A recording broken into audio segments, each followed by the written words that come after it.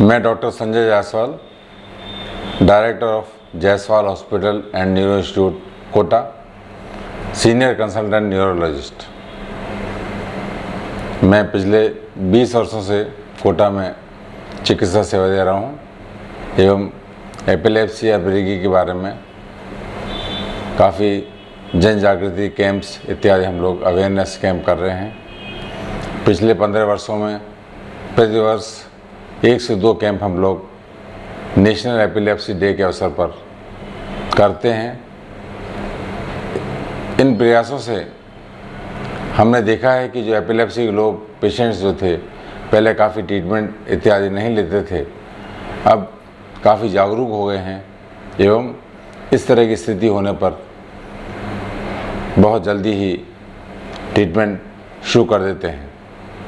Epilepsy मृगी रोग का origin Greek word एपिलेप्सिया से हुआ है, जिसका मतलब है कि अचानक से गिर जाना।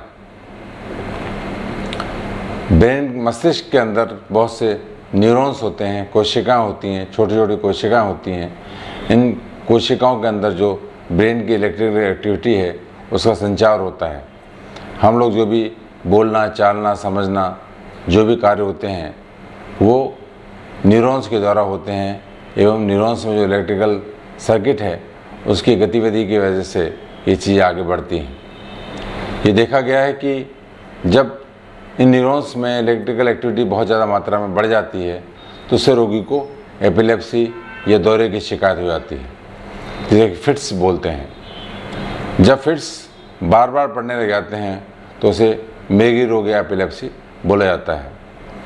पूरे विश्व में लगभग 4 करोड़ लोग एपिलेप्सी की बीमारी से पीड़ित हैं एवं भारतवर्ष में लगभग 1 करोड़ लोग इस बीमारी से पीड़ित हैं। प्रतिवर्ष 20 लाख लोग एपिलेप्सी के और ऐड हो जाते हैं।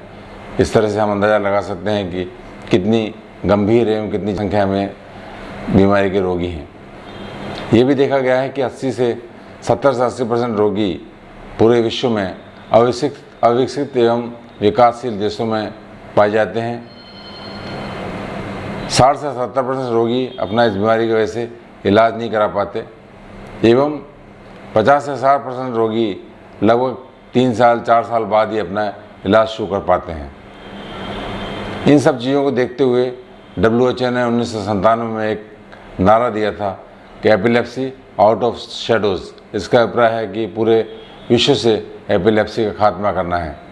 इसी क्रम में जो नेशनल एपिलेप्सी एसोसिएशन है, भारतीय मृगी संस्था जो है, वो 17 नवंबर को प्रतिवर्ष एपिलेप्सी डे के रूप में मनाया जाता है पूरे इंडिया में। इस दौरान अवेयरनेस की एक्टिविटी की जाती है लोगों के अंदर। इस तरह के कैंप्स होते हैं, अवेयरनेस कैंप्स होते हैं, मीडिया शोज़ होते हैं, इलेक्ट्रॉनिक मीडिया पर एक्टिविटी होती है, जिससे कि बीमारी के बारे में बताया जाता है और वो जागरूक हो जाता है। मुख्य कारण हैं जैसे कि सर की चोट, ब्रेन के इन्फेक्शंस, ट्यूबरकुलोसिस, सिस्टिक सर्कोसिस, कुछ एबी मालफॉर्मेशंस, ब्रेन हेमरेज की शिकायत, पैरालिसिस की शिकायत, ब्लड में कुछ इलेक्ट्रोलाइट की डिस्टर्बेंसेस, ये मुख्य कारण हैं। लेकिन 50 से 60% रोगियों में अज्ञात कारण बोलते हैं, जिसके कि जांच के उपरांत कोई कारण सामने नहीं आता है। इसे हम लोग इडियोपैथिक एपिलेप्सी बोलते हैं। बीमारी के लक्षणों के बारे में जाएं तो लक्षण है जैसे कि रोगी के अचानक से हाथ पैरों में कंपन शुरू हो जाता है, मुंह में झाग इत्यादि आ जाते हैं, आँखों का उलट जाना, बेहोश हो जाना एवं कभी कभी अचानक से असामान्य व्यवहार करते रहना या आँखों के द्वारा अपलक कुछ सेकंड्स के लिए देखना, ये कॉमन लक्षण हैं एपिलेप्सी के। एपिलेप्सी के वैराइटीज़ में जाएं, प्रकार में जाएं तो एक होती है जनरलाइज्ड टॉनिक-क्लॉनिक एपिलेप्सी। इसमें अचानक से शरीर में कंपन होकर पूरे शरीर में रोगी बेहोश हो जाता है। दूसरे कारण है जैसे कि पार्शियल सीजर्स, जिसमें कि शरीर के एक भाग के अंदर कंपन इत्यादि होता है। मायोक्लोनिक सीजर्स, जिसमें कि अचानक से बॉडी में जर्की मूवमेंट्स होते हैं। एब्सेंस सीजर, जिसमें कि रोगी अचानक से कुछ सेकंड के लिए कार्य करना बंद कर देता है। कुछ विशेष वैराइटीज़ हैं जैसे कि television epilepsy, hot water epilepsy, psychomotor epilepsy, ये विभिन्न कारण हैं। अब हम लोग निदान के बारे में जाएं, जब इस तरह के लक्षण हो तो रोगी को तुरंत चिकित्सक से संपर्क करना चाहिए, न्यूरोलॉजिस्ट से संपर्क करना चाहिए। उसके संपर्क करने के बाद कुछ विशेष प्रकार की जाँचें EEG, CT स्कैन, MRI आदि होती हैं, जिसके बाद हम लोग पता लगाते हैं कि वास्तव में एपिलेप्सी है या कोई अन्य बीमारी है। एपिलेप्सी है तो किस तरह की एपिलेप्सी है, तो उसका इलाज किया जाता है। इलाज के लिए कुछ दवाइयाँ होती हैं, एंटी एपिलेप्टिक ड्रग्स होती हैं, उनको रोगी को निश्चित मात्रा में दिया जाता है एवं सामान्यतया 2 से 3 साल तक रोगी को दवा दी जाती है। अंतिम दौरा आने के बाद 2 से 3 साल दवा देने के बाद धीरे धीरे दवाई को बंद किया जाता है एवं कम किया जाता है। कभी कभी रोगी को दवाइयों से साइड इफ़ेक्ट्स होते हैं, तो उसको ऐसे लक्षण होने पर रोगी को तुरंत डॉक्टर को तुरंत संपर्क करना चाहिए, ताकि उसकी दवा को हम लोग बंद करके नई दवा शुरू कर देते हैं। इस दौरान एक महत्वपूर्ण प्रश्न उठता है कि मृगी रोग एवं विवाह की स्थिति या महिलाओं के अंदर ये देखा गया है जो दवाइयाँ होती हैं इनके कुछ साइड इफ़ेक्ट्स होते हैं, इसलिए हम लोग देखते हैं कि विवाह की स्थिति में या महिला है जिसकी शादी इत्यादि होने वाली है, तो उनको इस प्रकार की दवाइयों का इस्तेमाल किया जाता है जिससे कि टेरेटोजेनिक साइड इफ़ेक्ट्स जो बच्चे में होते हैं वो कम से कम हो। तो बहुत विशेष ध्यान रखने की बात है कि महिला जिसकी शादी होने वाली है या किसी की शादी हो गई है, तो उनको तुरंत डॉक्टर से संपर्क करके बताना चाहिए कि हमारी शादी होने वाली है, ताकि चिकित्सक उनकी दवाइयों को एडजस्ट कर सके या बदल सके। प्रश्न उठता है कि दौरा पड़ने पे क्या करना चाहिए। आम आदमी को मालूम होना चाहिए, किसी व्यक्ति को सड़क पर दौरा पड़ जाए तो उसको क्या करना चाहिए। किसी व्यक्ति को दौरा पड़े तो तुरंत ऐसे रोगी को सीधा लेटा देना चाहिए। उसने कोई चश्मा इत्यादि पहन रखा है, डेंचर्स पहन रखे हैं, कोई नुकीली चीज़ें हैं तो उनको दूर कर देना चाहिए। करवट दिला के लेटाना चाहिए, ताकि जिससे कि मुंह में जो झाग इत्यादि है उसको निकाल सकें। ऐसे समय में कोई दवा इत्यादि नहीं देनी चाहिए मुंह के अंदर, कोई पानी, इस प्रकार की चीज़ें नहीं देनी चाहिए। एवं कुछ लोग ऐसा करते हैं कि दौरा पड़ने पर जूता इत्यादि सुंघाने का प्रयास करते हैं, ऐसा भी नहीं करना चाहिए। भीड़ भाड़ है उसको दूर कर दें ताकि हवा इत्यादि आ सके। स्वतः ही 1-2 मिनट में दौरा समाप्त हो जाता है। उसके उपरांत उसको रोगी को नज़दीक के चिकित्सालय में ले जा करके उसका इलाज कराना चाहिए। ये भी देखा गया है कि रोगी कई बार अपनी दवाई को स्वयं बंद कर देते हैं, कम ज़्यादा कर देते हैं।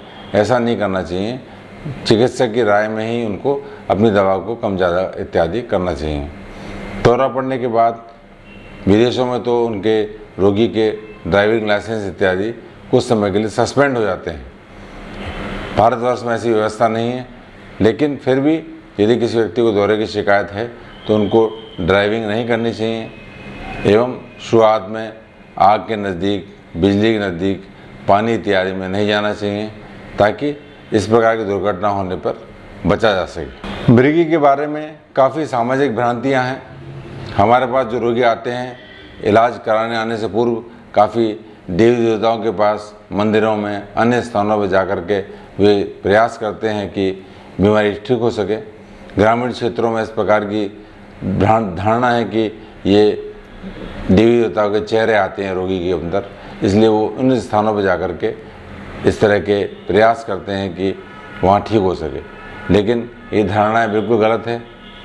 छुआछूत की बीमारी नहीं है, एक व्यक्ति से दूसरे व्यक्ति को ये बीमारी नहीं फैलती है। खाना इत्यादि आपस में शेयर कर सकते हैं, और कोई इस तरह की चीज़ नहीं है कि भाई किसी व्यक्ति को बीमारी है एपिलेप्सी की तो उसे दूर रहा जाए। महान हस्तियाँ जैसे कि Napoleon Bonaparte, Julius Caesar, Tony Greig, Jonty Rhodes, जो कि अपने जीवन में इन्होंने काफ़ी सफलताएं प्राप्त की, उनको भी इस प्रकार की बीमारी थी, एपिलेप्सी की शिकायत थी, लेकिन उन्होंने अपना जीवन यापन सामान्य तरीके से किया और अपने जीवन के अंदर उच्चतम शिखर पर ये लोग पहुँचे।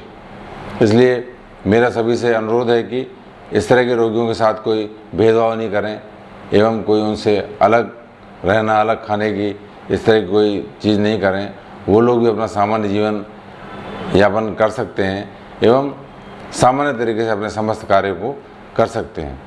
इलाज में कुछ दुष्प्रचार भी होते हैं। कुछ समय पूर्व देखा गया था कि काफ़ी एडवर्टाइजमेंट आया करते थे ऋषिकेश से कि आयुर्वेदिक पद्धति से इस प्रकार का इलाज किया जाता है, एवं भारत सरकार ने जब जांच की तो उन्होंने पाया है कि वास्तव में वो लोग जो कि एलोपैथिक दवाइयाँ हैं उनके रैपर्स वगैरह इत्यादि निकाल करके रोगियों को दिया करते थे एवं रोगियों को काफ़ी मूर्ख बनाया जा रहा था, उनसे काफ़ी पैसे भी ऐंठे जा रहे थे।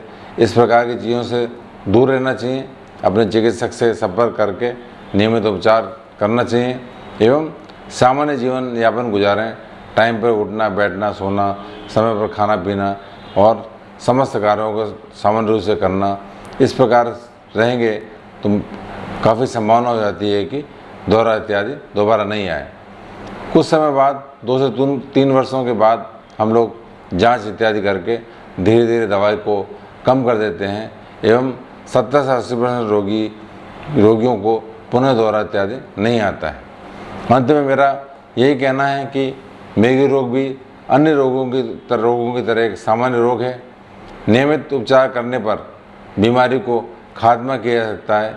इसे घबराने की आवश्यकता नहीं है, बस आवश्यकता है कि विश्वासपूर्वक चिकित्सक की राय में अपना ट्रीटमेंट लें एवं इस प्रकार के प्रयासों से पूर्ण संभावना है कि वे लोग बीमारी से मुक्त हो जाएंगे।